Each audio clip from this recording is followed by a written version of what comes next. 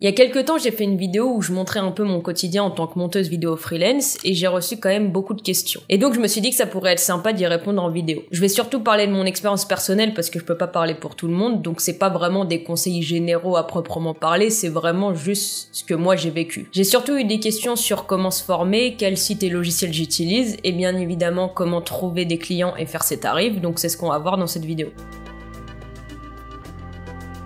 Alors déjà pour mon parcours de formation à moi, en fait moi j'ai fait une école de cinéma qui s'appelle le Conservatoire libre du cinéma français à Paris. C'est une école de cinéma où il y a un tronc commun et c'est juste en 3e année qu'on se spécialise. Et donc moi je me suis spécialisée en montage vidéo. Alors durant toute ma formation c'était vraiment que du montage de fiction et de documentaire, donc rien à voir avec du montage que je peux faire maintenant sur YouTube ou pour des entreprises par exemple. Pendant mon école et après j'ai fait des stages, donc j'ai fait un stage avec une agence artistique où là c'était plus faire du montage pour les réseaux sociaux et j'ai fait un stage avec une sexologue où fallait monter des vidéos éducatives sur la sexualité justement. Par la suite, j'ai décidé de faire plusieurs formations en ligne parce que je connaissais pas du tout le montage typé vraiment internet, motion design, ce genre de choses. Et je trouvais que c'était intéressant d'ajouter d'autres cordes à mon arc. Plus, bien évidemment, toutes les heures que j'ai passées sur des tutoriels sur YouTube pour apprendre par-ci par-là After Effects ou ce genre de choses. En fait, j'ai vraiment voulu prendre le plus d'informations possible de gens avec des parcours différents pour apprendre le plus possible. Parce que forcément, monter de la fiction, ça a rien à voir avec monter du documentaire,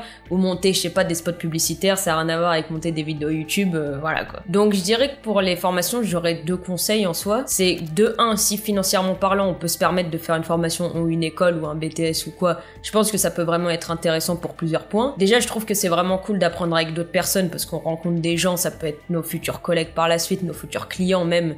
Donc ça nous fait toujours un réseau dans le domaine et je trouve que c'est quand même très intéressant d'avoir du réseau dans ce genre de travail. Ensuite, on apprend des trucs qu'on n'aurait pas forcément nous fouillé de notre côté, donc ça je trouve que c'est quand même super intéressant. Et puis forcément, c'est beaucoup plus motivant et c'est plus simple d'être discipliné quand il y a un prof, quand il y a un cadre, quand on doit pas décevoir les autres, quand éventuellement on a même des examens ou ce genre de choses, c'est quand même beaucoup plus simple. C'est pour ça que l'école marche aussi, c'est parce qu'il y a ce genre d'obligation, quoi, tu vois. Après, je pense que si on est vraiment rigoureux et discipliné, on peut apprendre les choses en autodidacte. Là, faut juste se dire que c'est un travail de longue haleine, c'est qu'il faut réussir à trouver les informations au bon endroit. Donc, faut compter aussi perdre du temps à rechercher tout ce qu'il faut. Faut réussir vraiment à faire un emploi du temps, faire en sorte qu'on étudie bien comme il faut, qu'on s'entraîne bien, qu'on fasse vraiment de la pratique et ce genre de choses. Et ça, pour le coup, je pense que ça correspond pas à tout le monde. Il y a des gens qui sont moins disciplinés que d'autres, il y a des gens qui arriveront moins à se mettre la déterre, il y a des gens qui procrastinent plus que d'autres, donc je pense que vraiment ça dépend aussi du tempérament de chacun et des envies de chacun, quoi. Un truc qui est cool aussi dans ce travail, c'est qu'on s'en fout un peu des études que les gens ont fait ou même s'ils ont le bac ou quoi que ce soit. Moi personnellement, on m'a jamais demandé mon CV, vous voyez les CV basiques sur le papier là ou les lettres de motivation ou ce genre de choses,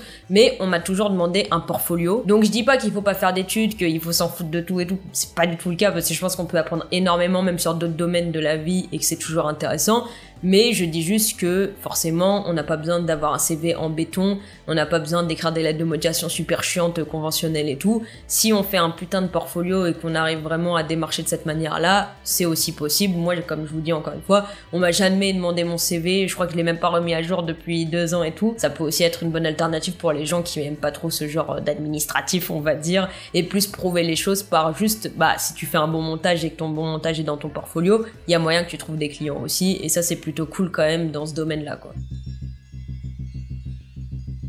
Ensuite, j'ai reçu énormément de questions sur les outils que j'utilise, les logiciels, les sites, ce genre de choses. Du coup, on va voir ça maintenant. Bon, on va d'abord commencer par les logiciels que j'utilise parce que c'est quand même le plus important. Donc moi, j'utilise la suite Adobe. J'utilise Premiere Pro pour faire du montage, du coup. After Effects pour tout ce qui est plus l'animation, le motion design, les effets spéciaux, ce genre de choses. J'utilise Audition pour le mixage audio, bien que maintenant, avec les nouvelles fonctionnalités des mises à jour de Premiere Pro, je trouve que c'est moins nécessaire d'aller sur Audition, donc je l'utilise de moins en moins. Après, j'utilise Photoshop pour faire des retouches photos basiques ou des dessins si j'ai besoin. J'utilise Adobe Animate pour faire de l'animation 2D image par image. Et si j'ai besoin de faire des compositions musicales, j'utilise FL Studio. On m'a aussi demandé pourquoi j'utilisais Premiere Pro et pas un autre logiciel de montage. Et là, je peux peut-être vous faire une petite fresque chronologique des logiciels que j'ai utilisés, mais en gros, moi j'ai commencé le montage sur Windows Movie Maker à l'époque. Effectivement, ça date un peu. Ensuite, je suis passée sur Premiere Pro personnellement, et quand je suis allée à l'école, on montait les documentaires sur Premiere Pro et toute la fiction sur Avid. J'ai également utilisé DaVinci pour monter un peu et surtout pour regarder toute l'interface au niveau de la colorimétrie. Et quand je me suis lancée en freelance, je suis revenue sur Premiere Pro pour 2 raisons principales. D'abord, c'est l'interface que je préfère, et c'est bête peut-être comme raison, mais je trouve que c'est essentiel.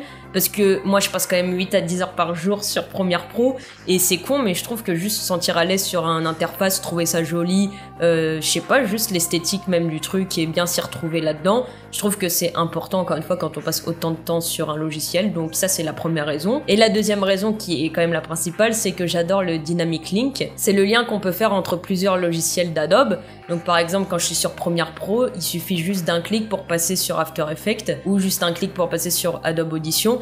Et c'est bête, mais vraiment, ça gagne tellement de temps, ça m'enlève tellement de friction à faire des trucs de remachin, d'exporter des trucs et tout, que rien que pour ça, je pense que je resterai sur Adobe pour l'instant, à voir dans le futur, mais c'est le logiciel où je me sens le mieux en tout cas. Ensuite, pour trouver des ressources, moi j'ai un abonnement à Motion Array. Alors après, il y a plein de sites qui font des trucs comme ça. Bah il y a Envato bien évidemment, il y a Epidemic Sound. Je crois qu'il y a aussi tout le truc de Adobe Creative Cloud et tout, où on peut trouver plein de choses. Donc je vous cite pas tous les sites qui existent de ressources, mais en gros il y en a plein. Et là moi j'ai choisi Motion Array parce que c'est celui que je préfère dans les faits, même si je trouve que la banque de musique est pas terrible, mais en soi j'arrive à me débrouiller comme ça et c'est très bien pour moi pour l'instant. Après moi ce que je pourrais vous conseiller de faire, c'est de prendre un mois sur plusieurs sites différents. Vous essayez un mois Motion Array, un mois Envato, un mois un autre site, etc., etc. Et puis à la fin, vous verrez bien dans les faits ce que vous préférez, quel site est le mieux par rapport aux ressources que vous voulez ou ce genre de choses. Après, si on fouille bien, on peut trouver énormément de ressources gratuites. Clairement, je pense qu'on n'a pas besoin d'avoir un abonnement à quelque chose pour trouver des trucs. Mais je trouve que c'est vrai que ça peut quand même être une perte de temps, parce que des fois, quand tu fouilles pendant 8h30 pour trouver ton truc, alors que sur Motion Array, bah, juste tu trouves ton template facilement en 3 secondes et demie, tu le télécharges et puis voilà. Je pense que ça dépend des gens, ça dépend si vous voulez mettre de l'argent dedans ou pas. Après, encore une fois, à vous de voir. Pour le transfert de fichiers, j'utilise Google Drive, aussi simplement que ça. Et on m'a beaucoup demandé le template Notion que j'utilise. Et en fait, c'est vrai que je l'ai juste précisé en description, mais je l'ai pas précisé à l'oral dans la vidéo, donc il faudra que je le fasse dorénavant. Mais c'est un template Notion qui vient de la formation de Sylvain Evo, que j'ai remanié, mais la base c'est en tout cas celui qui vient de la formation Sylvain Evo. Donc bien évidemment je ne vous donnerai pas les choses de cette manière, c'était juste pour vous montrer un peu, mais si vous voulez plus de détails sur ça ou avoir le template et tout, eh bien je vous invite à aller voir les vidéos de Sylvain Evo et sa formation si vous voulez plus de détails, même sur le montage vidéo en tant que tel, sur l'administration, sur l'organisation, ce genre de choses quoi.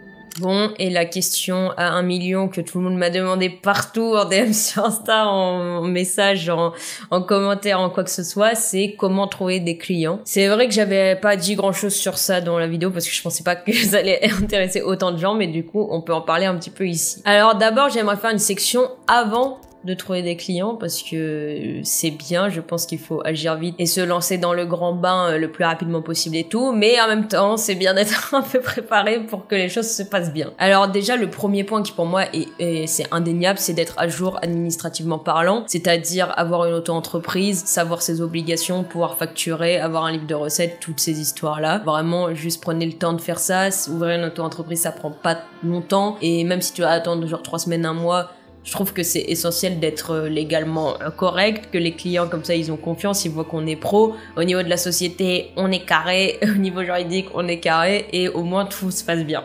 Voilà déjà. Je pense aussi que ça peut être bien d'avoir une petite idée du type de vidéo qu'on veut monter. Par exemple, de mon côté, je savais que j'avais pas envie de monter des vidéos type gaming, je savais que je voulais pas monter des vidéos qui étaient pas du tout alignées avec mes valeurs ou ce genre de choses, le divertissement c'est pas ce qui m'intéresse le plus ou quoi que ce soit. Mais par exemple, je m'étais absolument pas dit que monter des vidéos YouTube ça allait me faire kiffer et que ça allait être un de mes trucs principaux maintenant. Donc je pense que c'est cool d'avoir une idée de ce qu'on veut faire, mais aussi d'être ouvert à monter des trucs qu'on n'a pas forcément envie de faire, pour aussi découvrir des choses, parce qu'au pire tu montes une vidéo pour une entreprise même si t'en as pas envie, ça se trouve tu vas découvrir un amour pour les vidéos promotionnelles, j'en sais rien, et faire que ça. Donc je pense que c'est bien de laisser de l'espace aussi pour la nouveauté et la découverte dans le genre de taf. Ensuite, un truc qui est pour moi mais primordial absolument, c'est d'avoir un portfolio. Donc comme je l'ai dit tout à l'heure, on m'a jamais demandé de CV ou de lettre de motivation, par contre on m'a toujours demandé un portfolio. Donc là, on s'en fout de la forme de votre truc, de commencer de machin. Moi, mes premiers trucs, je les envoyais vraiment, c'était un dossier Drive où il y avait juste mes vidéos comme ça, c'était pas propre du tout et tout, et pourtant j'ai trouvé des clients avec ça parce que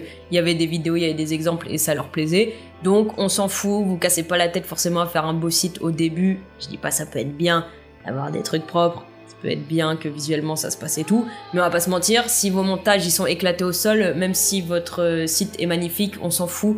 Et à l'inverse, si vos montages sont incroyables, c'est plus simple de faire passer un site un peu moche, vous voyez ce que je veux dire. Donc je pense mettez du temps sur les montages et un peu moins sur l'esthétique du site ou ce genre de choses quoi. Et un truc que je voudrais aborder ici, c'est comment faire un portfolio quand on n'a pas eu de clients, parce que bah, c'est vrai que forcément si t'as rien à mettre dans ton portfolio, ça va être un peu compliqué de faire un portfolio en fait tout simplement. Bon alors là je pense qu'il y a plein de méthodes différentes, on peut se filmer, récupérer des vidéos en ligne, les remonter, si on veut faire du motion design, faire des animations dans le vide, des trucs comme ça et tout.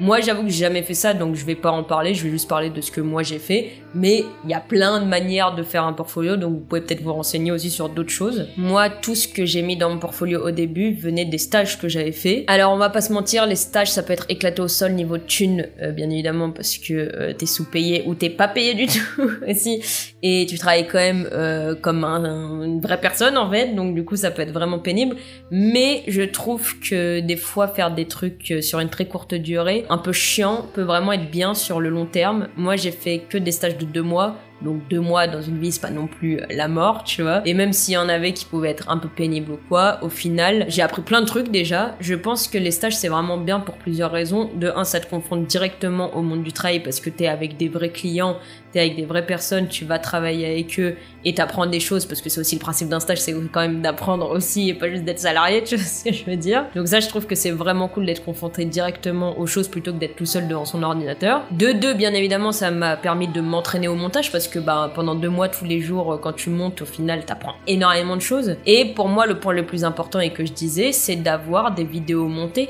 d'avoir vraiment des produits finis que t'as fait pour des gens en plus. Et donc ça c'est con, mais le fait d'avoir des vidéos montées pour quelqu'un d'autre et pas juste toi ou juste des trucs que tu trouves en ligne, bah pour les premiers clients que tu peux avoir, ça a une vraie valeur parce que ça montre que t'as déjà travaillé avec d'autres gens, tu vois. Et ils ont pas besoin de savoir que c'était pour un stage. Yo, je suis en train de faire le montage et je me suis dit que ça pourrait être cool d'ajouter une information par rapport au stage. C'est qu'en fait, normalement, pour obtenir une convention de stage, il faut avoir une école. Mais moi, j'ai pu faire un stage après avoir fini mes études. Donc du coup, j'étais sans école et je savais pas comment faire pour avoir justement une convention et être dans les règles. Et en fait, on peut passer par une mission locale si on a moins de 25 ans. Donc là, il suffit vraiment juste d'aller voir la mission locale et le conseiller peut vous faire une convention de stage. Donc ça, c'est le premier point. Après, si vous avez plus de 25 ans, il me semble qu'il faut passer par Pôle emploi. Alors là, je veux pas vous dire n'importe quoi. Renseignez-vous peut-être en fonction de comment vous êtes, de votre situation, etc. Mais je crois que si on est au RSA, si on est demandeur d'emploi, si on a des trucs comme ça par rapport à notre situation, on peut aussi demander